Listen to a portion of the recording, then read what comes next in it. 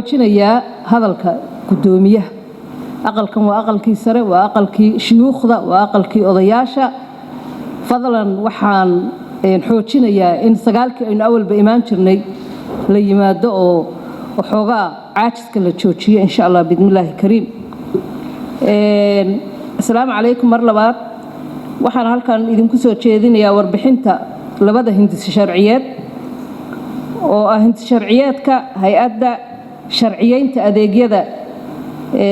باريتان كبيرها الصوماليات سارس هي هندس شرعيات كحكمين تكيميكوين كبيرها الصوماليات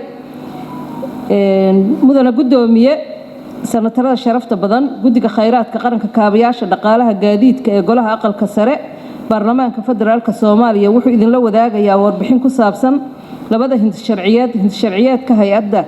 شرعيين تأديجيدا برلمان كبيرها الصوماليات سارس هي هندس شرعيات حكمينta kiimikooyinka beeraha Soomaaliyeed marxaladii ay soo mareen gudigu wuxuu akhrintii labaad ee sharciyeedyada ka hor akhriyay golaha aqalka sare 18 November 2024 iyadoo sanatarada sharafta leh soo jeediyeen talooyinkoodii wax ku oolka ahaa hadaba gudiga oo tixgelinaya talooyinkii la soo jeediyay sanatarada sharafta la soo jeediyeen oo wax ka bedel ku sameeyay laba qodob oo waaweyn oo markii u muuqday inay yihiin in wax laga bedelo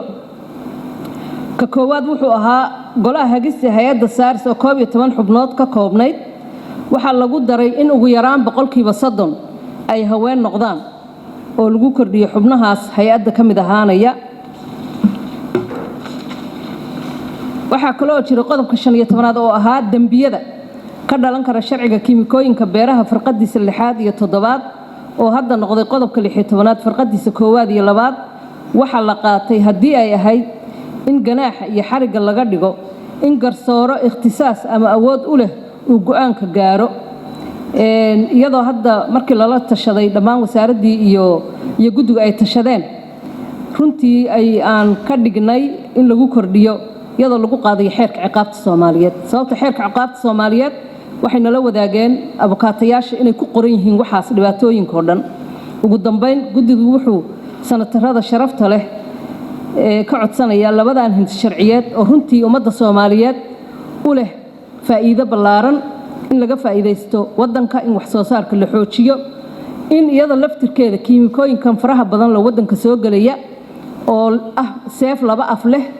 oo dhinacna waxyeelo sida uu noo sheegay Dr. Dufle shalay u leh ummadda Soomaaliyeed qaybtood qaraxyo laga sameyn karo sidii loo xakameyn lahaa loola socon lahaa wixii wadanka soo gala sida loo isticmaalayo hay'adaas iyo xeerkeeda kale oo isagana badbaadintaas in labada xeerba aan ansixino waxaan ka codsanaynaa in sharciyeeriyadan adeega baarlamaanka beeraha Soomaaliyeed hay'adda saaris iyo kan xakameynta kiimikooyinka in labadaba maanta aan ansixino iyadoo filayno inuu wax badan ka bedeli doono dhibaatooyinka ay geystaan sumahaas iyo kiimikooyinka iyo sidii loo heli lahaa structure hay'adaas oo runtii faa'iido badan u yeelanaysa iskaashatooyinka beeraha iyo wax soo saarkaba waxaan mar labaad mar saddexaad iyo mar afraad ba idinka codsanayaa inaan xeerkan maanta gacanta u taagno oo ansixino si uu noqdo mid taabagala